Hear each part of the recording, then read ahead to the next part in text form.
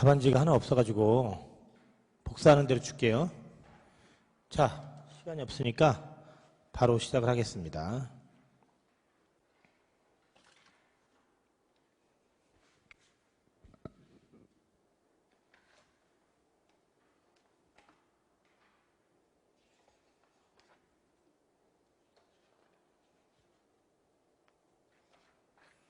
자, 제2회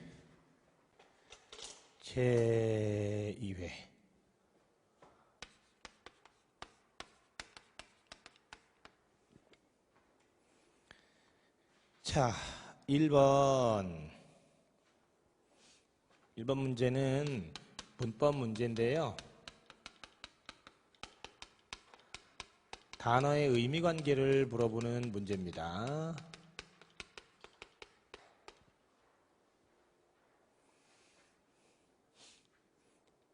반의 관계에 있는 두 단어는 오직 한 개의 의미 요소만 다르고 나머지 요소는 모두 공통된다.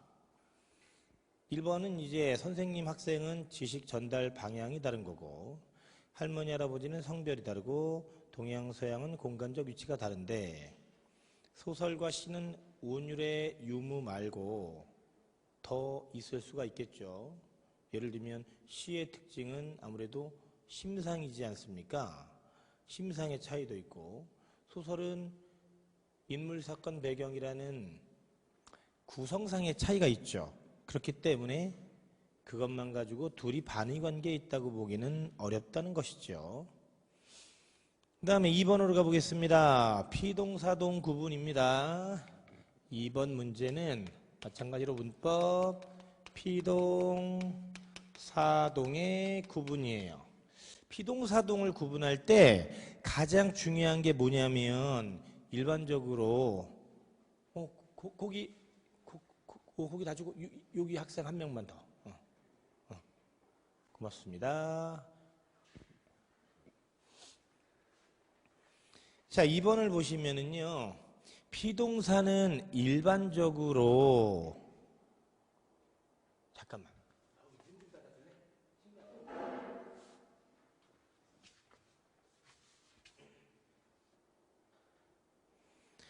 자, 피동사는 자동사이고요. 사동사는 타동사입니다. 그렇다면 타동사의 경우에 목적어가 있을 테니 니은에 아이스크림을 목적어가 있다는 건 니은이 사동사란 얘기고요. 디귿에 웃기는 앞에 나를이 있다는 것은 이게 사동이란 얘기죠. 그래서 정답이 3번이 됩니다. 자, 그 다음 3번 마찬가지로 문법 어법에 맞는 문장이에요. 어법에 맞는 문장.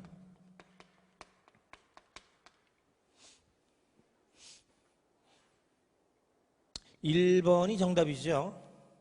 방송국에서 수재 의연금과 구호품을 접수되는 장면. 여러분, 접수하다가 타동사고요. 접수되다는 자동사입니다. 구호품을 접수되다, 이게 말이 안 되죠. 구호품을 접수하다가 맞지. 그렇기 때문에 그 접수되는이 접수하는으로 바뀌어야 돼. 방송국에서 수재 의연금과 구호품을 접수하는 장면이 텔레비전에 나왔습니다. 이래야 되겠죠. 나머지는 맞는 거기 때문에 굳이 뭐 따로 할 필요가 없고. 4번 띄어쓰기 문제입니다. 4번 띄어쓰기.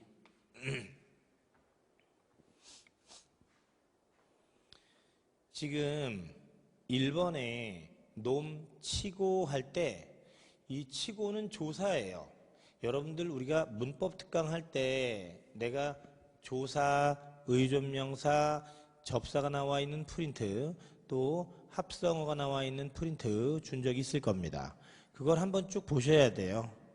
그래서 본처 박대하는 놈 치고 할 때 치고는 앞말에 붙여 써야 합니다. 조사이기 때문에. 자, 이제 5번으로 가보도록 하죠. 5번은 드디어 문학입니다. 문학. 현대시예요. 자, 현대시가 두 편이 나와 있네요. 가는 이성부의 벼입니다. 이게 이성부의 벼인데 여러분 요 시하고는 이성부의 이 벼라는 시하고 우리가 함께 봐둬야 할 시가 김수영의 풀이에요. 김수영의 풀도 마찬가지고 이성부의 벼도 마찬가지고요.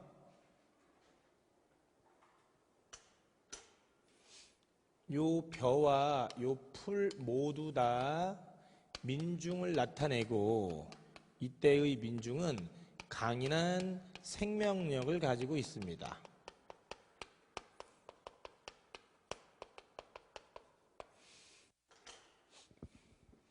자, 이해를 하려고 노력을 해봅시다. 벼는 서로 어우러져 기대고 산다. 벼를 보면은 그렇죠. 함께 여러 개가 묶여 있죠.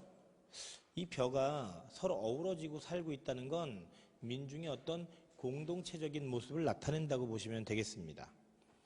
햇살 따가워. 여러분 햇살 따가워. 따가와는 표준어가 아니죠 물론. 따가워가 표준어인데 시니까. 햇살은 세모하셔야 되겠죠? 시련과 고통의 의미예요. 햇살이 따갑다 그랬으니까 햇살 따뜻하다 좋아 이러면 안 돼. 깊이 익어 스스로를 아끼고 이웃들에게 절을 맡긴다.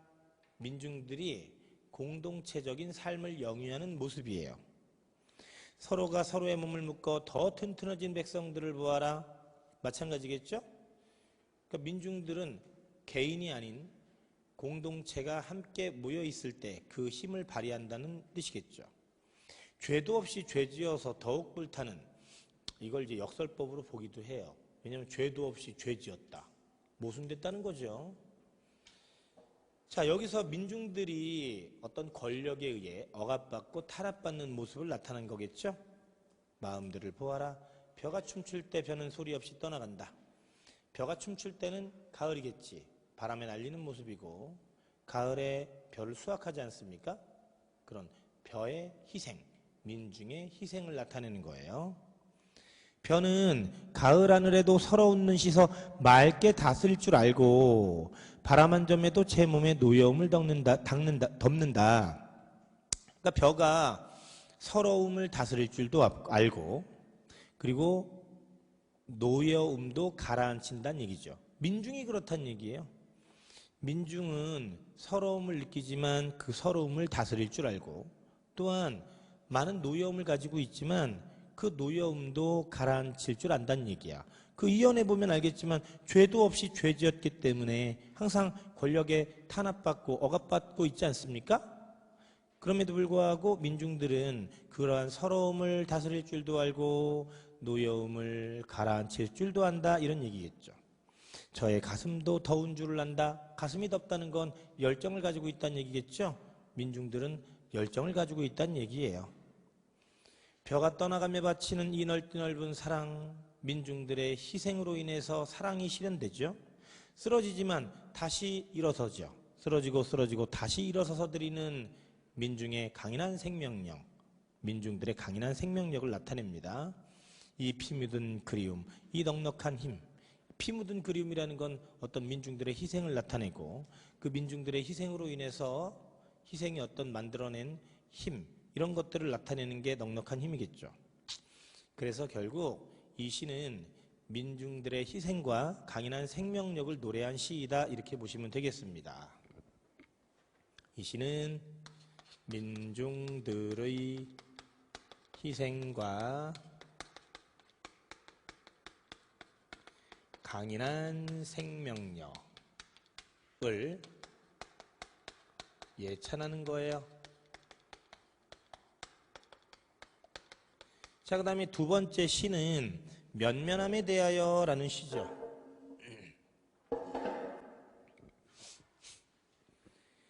고재종의 우리가 지난번에 배웠던 시 중에서 첫사랑이라는 시 있지 않았습니까? 기억나요 여러분들? 눈이 나뭇가지와의 사랑을 이루기 위해서 나뭇가지에 끊임없이 내려앉으려고 하지만 번번이 실패하다가 결국은 성공하였지만 봄이 되면서 그 눈이 내렸던 자리에는 결국 빨간 상처만 남는다는 거지. 기억나요? 아름다운 상처, 역설법 그러면서 했던 그 시를 지은 사람이에요. 자, 면면함에 대하여가 제목인데 이 면면함이라는 게 무슨 뜻일까요? 면면함이라는 것은 끊어지지 않고 계속 이어진다라는 뜻을 가지고 있죠. 자, 나는 고재종의 면면함에 대하여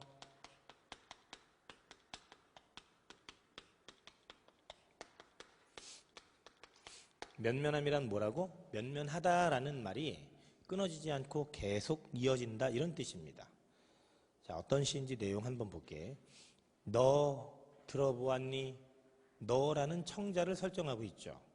마치 상대방에게 대화를 거는 듯한 대화 형식으로 내용이 전개됩니다. 저 동구박 느티나무에 느티나무 일단 동그라미 해보세요. 느티나무가 어떤 존재인지 아직은 모르지만 그 뒤에까지 다 읽어보면 어떻습니까? 그 겨울의 시련과 고통을 이겨내고 봄이 되어서 자 꽃을 피우고 꽃은 아니겠다, 그치? 응? 초록의 잎을 피워내는 그런 의지적인 존재인 거지. 그럼 거기다 이렇게 써줄까요? 시련과 고난을 이겨내는 존재.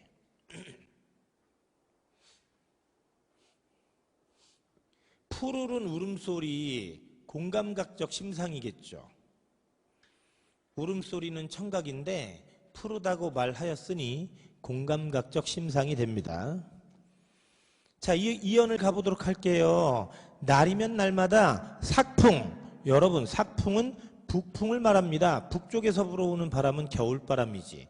그러니까 세모인 거예요. 고난과 시련을 의미합니다. 이 삭풍은 느티나무에게 있어서는 고통이 되는 거야. 우듬지 끝에, 우듬지라고 하는 것은 그 나뭇가지 끝을 얘기하고요. 별 하나 매달지 못했대. 별은 희망이겠죠. 그런데 별 하나 매달지 못했던 겨울이야.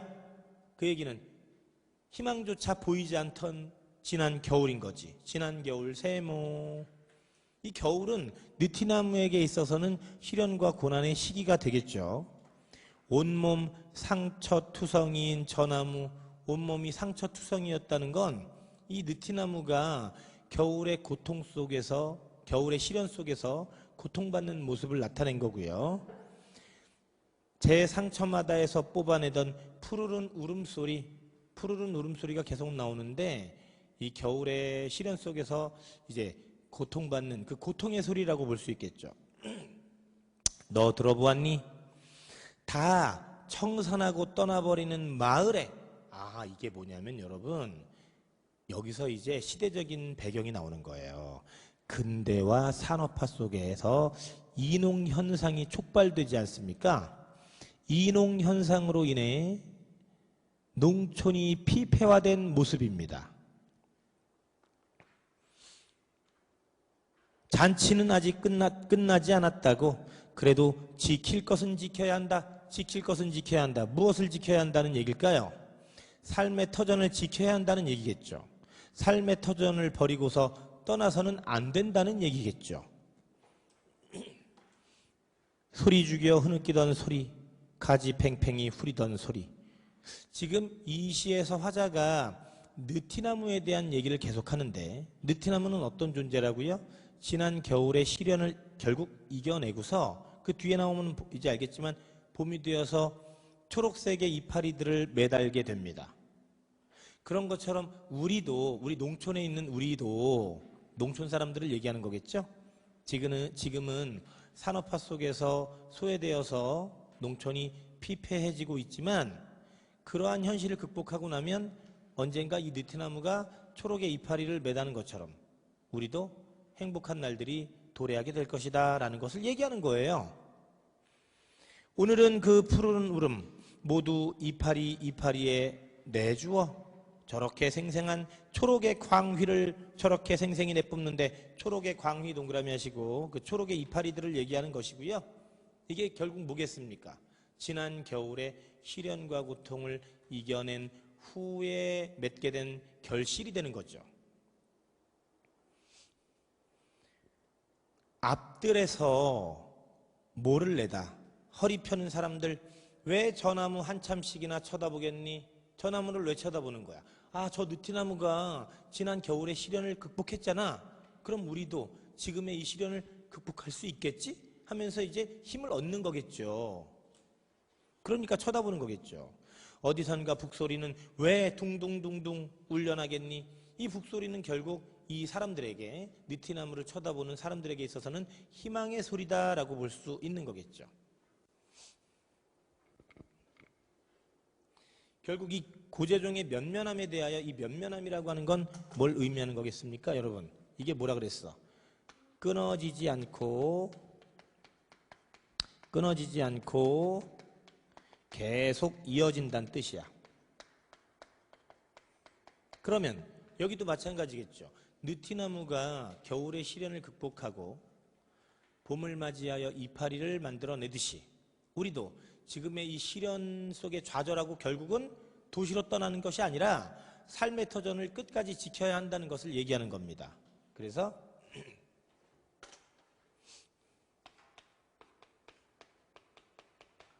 시련 극복 의지를 노래하고 있는 시라고 보시면 되겠어요. 자, 그렇다면 지금 1번이 확실하게 틀렸잖아. 죄와 피는 시어의 상징성을 활용하여 잘못에 대한 대가를 치름으로써 그랬는데, 잘못에 대한 대가라니 죄도 없이 죄 지었다는 얘기 있잖아요. 응? 그러니까 우리 역사를 돌아보면 대부분의 이 권력자들이 자신들의 권력 유지를 위해서 죄 없는 민중을 탄압하고 억압하지 않습니까, 여러분? 그런 걸 말하는 것이지 잘못에 대한 대가를 치른다는 건 잘못된 거예요. 나머지 선택지는 여러분들이 충분히 보면 할 수 있기 때문에 넘어가겠습니다. 자, 이제 6번은 한글 맞춤법에 대한 얘기입니다. 6번 문법 중에서 한글 맞춤법이야. 내가 1회를 아까 설명을 너무 오래 했나 봐. 시간이 상당히 부족해졌습니다. 여러분, 우리 버스 타는 친구들 버스 타기 전까지는 해줘야 되잖아. 버스 떠난 다음에 수능들 혹시 알아 태워질지? 미안합니다. 이런 썰렁한 농담을. 자, 다음 글을 이해한 내용으로 적절하지 않은 것은, 거기 보면 이거예요. 한글 맞춤법의 제1항이 뭐예요? 표준어를 소리대로 적되 어법에 맞도록 함을 원칙으로 한다는 것이죠. 그러니까 소리 나는 대로 적는다는 건 소리와, 즉 발음과 표기가 일치하는 경우, 발음과 표기가 일치하는 경우에는 그냥 소리 나는 대로 적어도 되겠죠. 그런데 발음과 표기가 일치하지 않는 경우가 있거든요. 발음과 표기가 일치하지 않는 대표적인 예가, 여러분, 물론 많기는 많은데 대표적인 건 체언과 조사가 결합할 때와 용언의 활용에서입니다. 이때는 대체로 발음과 표기가 일치하지 않는 경우가 많거든요. 근데 여기서 보면은 이제 그거는 안 나오고 다른 게 나왔어요. 1번에 3과 실천에서 3. 이건 어법에 맞게 쓴 거지. 왜냐면 리을 발음 안 나잖아. 자, 2번 빛이, 여러분 치읓이 연음이 되어서 발음이 되지만 연음된 것을 표기에 반영하지 않죠. 그러니까 당연히 독서의 효율을 고려한 표기라는 것은 어법에 맞도록 표기했다는 얘기예요. 그 다음 3번 불고기 덮밥에서, 여러분 덮밥을 우리는 표기하고 발음이 같나 봐봐. 이 표기는 이렇게 표기하지만 발음은 덮밥 다르잖아요. 다르기 때문에 이건 어법에 맞게 표기한 것이지 소리 나는 대로 적은 것이 아닙니다.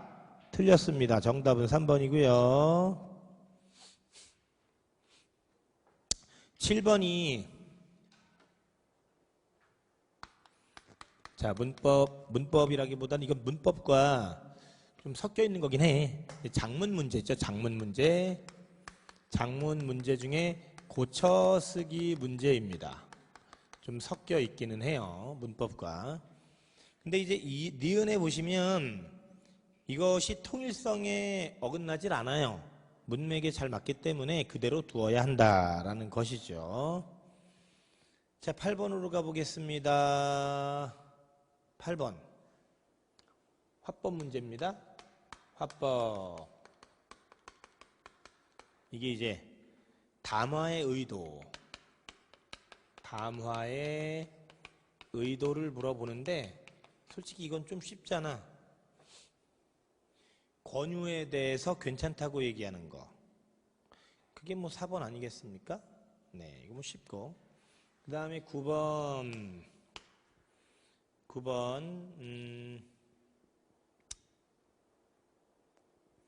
요것도 이거 이제 작문과 관련 있는 건데, 글의 통일성. 글의 통일성과 관련된 거예요. 아이고.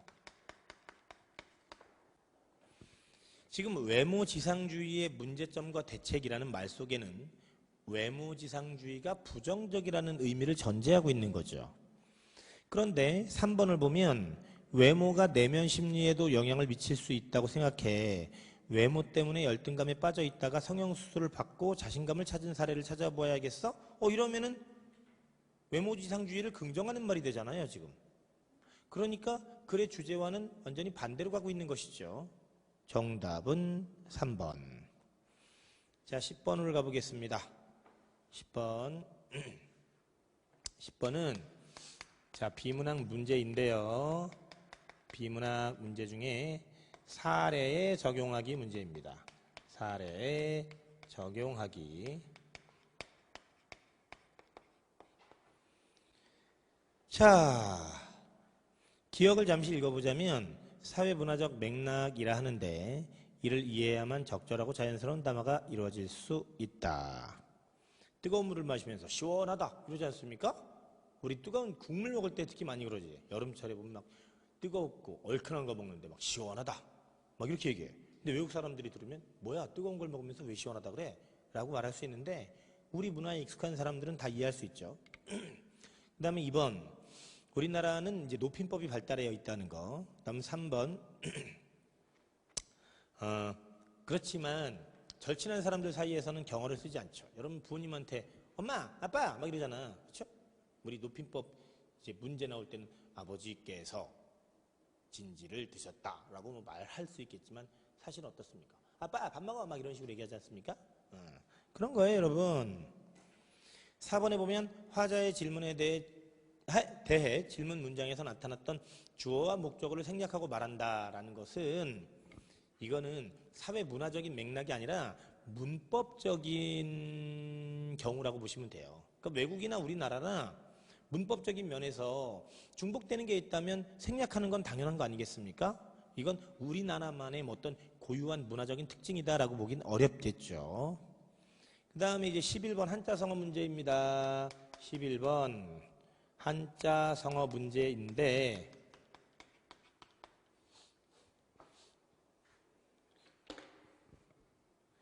이번에 보니까 조직의 발전을 위해 읍참마속의 심정으로 감싸 안아줘요. 읍참마속은 감싸 안아주는 게 아닙니다.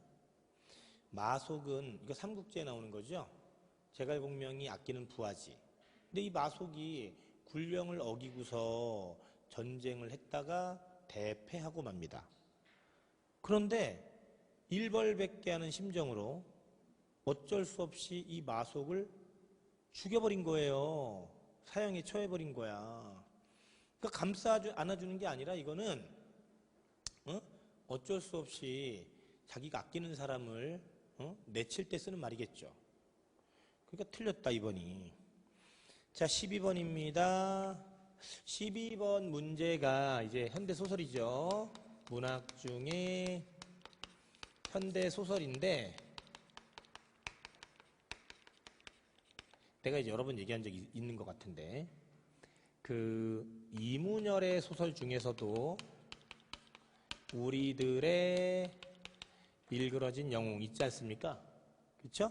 지금 이 황석영의 아우를 위하여, 그렇죠? 요거 아우를 위하여. 그 다음에 전상국의 우상의 눈물. 요 세 작품의 공통점이 뭐냐면 다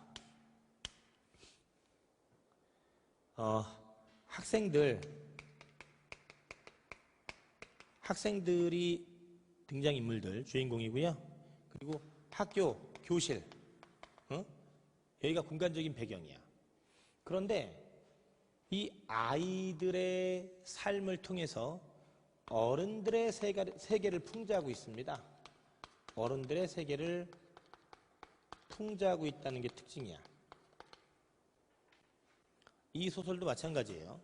지금 여기 보시면은요, 영내가 나오죠? 영내와 임종아. 이런 아이들이 권력자인 거예요, 교실에서. 그런 권력자에게 지금 다른 아이들이 어쩔 수 없이 이제 굴복하는 모습인 거죠. 그렇지만 마지막에 가서는 나와 이 다른 친구들이 이 영내와 임종아로부터 이 권력에 굴복하지 않고 이들을 극복하는 그런 내용이 이제 마지막 부분에 나와요. 근데 이 부분에서는 지금 나의 심리를 물어봤잖아. 나의 심리를 마지막 부분에 이렇게 얘기하고 있습니다. 까짓거 입 다물고 구경이나 하겠다는 마음이 생겼다. 이렇게 얘기하고 있는 걸로 봐서 3번 소심한 마음에 용기를 내어 말하지 못하고 상황을 관망하고 있다라고 볼 수 있겠죠. 자, 그 다음에 13번 문제는 항상 나오는 거예요. 뭡니까? 비문학 중에서 글의 순서를 배워라는 문제인 거죠. 글의 순서 배열입니다. 자, 이런 문제는 뭐부터 봐야 되냐면 일단 선택지부터 봐야 돼요.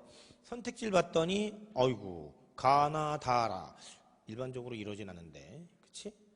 어떤 게 맨 앞에 와야 될지 상당히 곤란한 상황입니다. 그럼 하나씩 해봐야 돼. 가를 봤더니 즉흥에 대한 얘기를 하고 있고요. 나를 봤더니 가령 이랬으니까 나가 맨 앞에 올 수는 없잖아. 예를 들었는데, 그치? 그 다음에 다를 봤더니 잘 봐봐. 우리나라의 전통 음악 이래가지고 가장 일반적이고 보편적인 단어들이 등장을 했지. 거기 밑줄 그어봅시다. 우리나라의 전통 음악 밑줄, 정악, 소각, 밑줄 그어봐. 정악과 소각에 대한 얘기를 합니다. 그래놓고 라문단에 보니까 여러분 소각의 특징 밑줄, 즉흥성 밑줄 그어봐. 자, 이렇게 되지. 다에서 우리나라 전통음악은 정악과 소각으로 나눠. 라에서 소각의 특징은 즉흥성이야. 그래놓고 가에서 즉흥에 대한 얘기를 좀 더 한 다음에 나에서 가령 즉흥에 대한 예시죠. 그러니까 다라, 가, 나 순으로 가는 것이 가장 자연스럽다고 볼 수 있겠죠. 자, 14번을 가보도록 해봅시다. 14번에 보면 지금 이게 비문학이긴 하거든요. 비문학인데 이게 언어 지문이야. 언어의 특성과 관련된 지문입니다. 그러니까 문법도 섞여 있다고 볼 수 있어요. 여기에는 언어의 특성인데 뭐가 있냐면 언어의 창조성, 즉 개방성이 앞에 나와 있고 마지막 부분에 언어의 분절성이 나와 있죠. 그래서 언어의 본질적 속성 1번이 정답이 되고요. 그 다음 15번에 거기 4번에 좌절이 잘못되어 있는데 꺾을 좌는 맞아. 근데 꺾을 절을 써야 돼. 꺾을 절. 그거 뒤에 있으니까 참고하시기 바라고요. 16번으로 바로 갈게요. 잠깐만. 15번에 한자어고 16번에 빨리 좀 진행을 해야 되겠어. 지금 너무 늦었어. 고전시가 큰일 났는데? 고전시가입니다.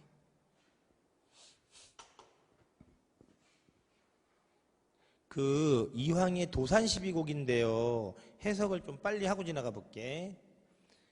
이황의 도산시비곡은 일반적으로 1수에서 6수까지는 자연친화, 7수에서 12수까지가 학문수양이죠. 가를 보면 이런들 어떠하며 저런들 어떠하리오. 이렇게 산들 어떠하며 저렇게 산들 어떠하겠느냐는 거죠. 뭐가? 자연 속에서 살아가는 것이. 초야우생이라는 것은 시골에서 살아가는 어리석은 백성이라는 뜻으로 자기를 가리키는 말인데 여기에는 겸손한 표현이 담겨 있는 거겠죠? 하물며 천석광을 굳혀 부어타리. 천석광이라는 건 자연을 사랑하는 마음의 병. 긍정적 의미겠죠. 청석광은 여기서 긍정적 의미. 자, 나는 내가 연쇄법을 설명하면서 했던 걸 것입니다. 고인도 날 못 보고 나도 고인을 못 뵈. 고인 동그라미 하시고요. 이때 고인은 옛 성인을 말합니다. 고인을 못 뵈도 고인 또 동그라미 하시고요. 여던길 알페 있네. 여던길 네모. 여던길은 가던 길. 누가 가던 길. 그 고인이 가던 길. 여던길 네모 또 하시고요. 종장에 여던길. 가던 길 앞에 있거든. 아니 가고 어찌할까. 그 옛 성현들이 가던 길이란 결국 그들이 살아왔던 우리가 본받을 만한 훌륭한 삶인데 그게 어디에 있어? 책 속에 있다는 얘기죠. 결국 열심히 학문에 매진하자라는 얘기를 하고 있는 것이고 연쇄법이기 때문에 내가 표시한 거예요. 그 다음에 당시에 여던 길을 몇 해를 버려두고 여던 길 동그라미 하시고 당시에 가던 길을 몇 해를 버려두고 그랬는데 여던 길이라는 건 학문수양의 길입니다. 어디가 다니다가 이제사 돌아온 곳 어디 세무하시고요. 벼슬길이라고 써주세요. 학문수양의 길이 아닌 벼슬길인 거야. 이제나 돌아오나니 이제 돌아왔어. 어디로? 학문수양의 길로 돌아왔습니다. 연대마삼 마로리 다른 데는 마음 두지 않으리. 연대세모. 연대라고 하는 게 벼슬길을 의미하는 것이겠죠? 너무 빠릅니까? 그래. 약간 천천히 하자고. 자, 그 다음에 라를 잘 봐야 되는데 청산 동그라미 하시고 유수 동그라미 해보세요. 여기서 이 청산과 유수를 잘 봐야 돼. 청산은 어찌하여 만고 오랜 세월 푸르르며 유수는 어찌하여 주야 밤낮으로 그치지 아니하는가. 그러면 여기서 청산과 유수의 속성, 어떤 속성? 변함없는 속성. 그 변함없는 속성을 화자가 배우고자 하는 것이지 이건 자연친화적인 내용이 아닙니다. 우리도 그치지 마라. 앞에 뭘 써주냐면 유수처럼. 우리도 유수처럼 그치지 말고 만고상천 앞에다가는 청산처럼 만고상청하리라. 만고상청이란 말은 오랜 세월 변함없이 푸르자라는 얘기죠. 그 얘기가 결국 뭐냐면 청산유수처럼 학문을 함에 있어서 멈추지 말고 변함없이 학문 수양에 매진하자 이런 뜻이에요 이게 여러분. 그래서 정답이 4번이에요. 무슨 청산 속에서 자연과 함께 늙어가겠다는 얘기입니까? 틀렸죠. 자 17번입니다. 17번. 야, 마침 오늘 딱 했네. 이거 오늘 배운 사람들은. 그쵸?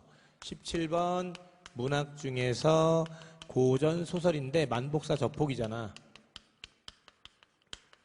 작년에 수업 들은 사람들도 다 배운 거지 이거? 만복사 저폭이? 전라도 남원에 양생이 살았어요. 총각이에요. 그쵸?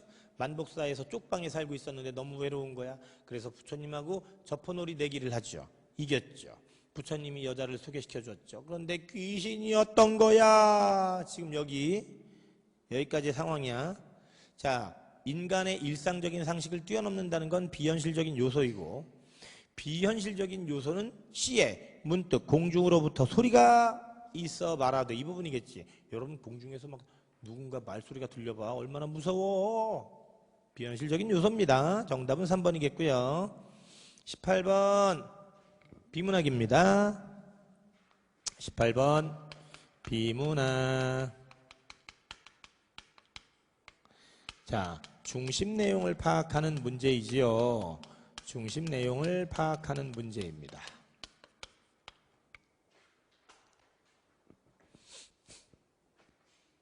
(1번) 문단에 자 동그라미 한번 해볼게. 벼슬로 나가는 길 벼슬 동그라미, 산으로 나가는 길 산 동그라미. 그래서 두 번째 문단에 가면 벼슬로 나가는 길 동그라미, 세 번째 줄에 이에 비해 끊어, 산으로 나가는 길 동그라미. 그 다음 세 번째 문단도 벼슬로 나가는 길 동그라미, 그리고 여덟 번째 줄에 이에 비해 끊어주시고 산으로 돌아오는 길 동그라미 해보세요. 그래서 벼슬로 나가는 길, 산으로 나가는 길, 이걸 구분을 잘해가지고 문제를 풀면 정답은 2번밖에 나오지 않겠죠? 19번 세부내용 파악입니다. 19번 비문학이고요. 세부내용을 파악하는 문제.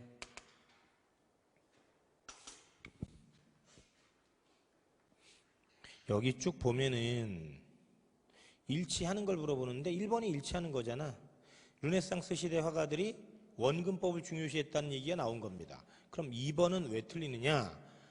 헌금이라는 작품에 대한 얘기가 나오기는 하는데 최초 밑줄 그어봐. 이게 최초인지 아닌지 알 수 있어 없어? 정확히는 알 수는 없지만 여기 보면은 어딘가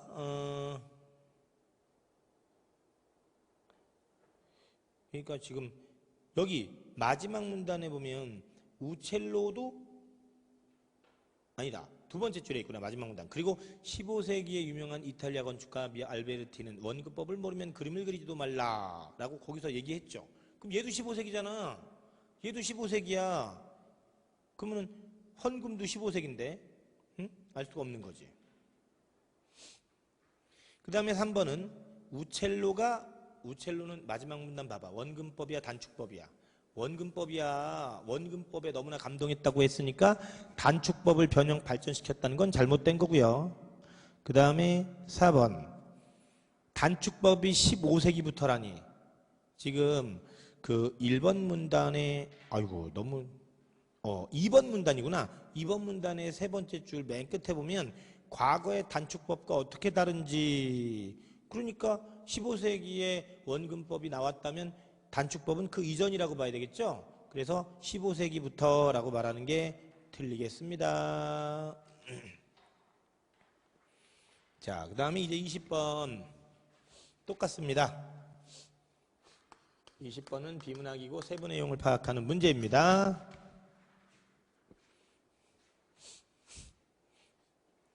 어, 1번이 피의자를 유죄로 단정하는 사회 분위기는 여기 보시면 알겠지만 구속 피고인들이 한결같이 수의를 입고 나타난다는 거죠. 그 다른 나라 같은 경우는 양복을 입고 나올 수도 있는데 우리나라는 꼭 수의를 입힌다는 거야. 그럼 수의를 입고 있는 그 피고인들을 보면 우리 사회는 이미 피의자를 죄수처럼 느낀다는 얘기죠. 그 다음에 2번 진범이 붙잡혀도 피의자를 의심한다? 이건 없어. 그래서 정답이 2번이고 3번 구속을 처벌로 간주하여 관대한 판결을 내리는 법원. 그래서 이제 구속한 다음에 재판을 받을 때는 수의를 입혀. 그런데 막상 판결을 내릴 때는 되게 관대하게 그쵸? 내린다는 얘기죠. 그게 어디 있어? 마지막 문단에 있지. 마지막 문단. 첫 번째 문장에 피의자 단계에서는 이렇게 사람을 다 죽여놓고 나서 의외로 최종 판결에서는 관대한 것이 우리 법원의 특징이기도 합니다. 이런 부분. 그리고 4번에 구속 피고인에게 수의를 입혀 공판정에 나오게 하는 것 그랬는데 지금 맨 첫 번째 문단에 그 얘기했던 거잖아요.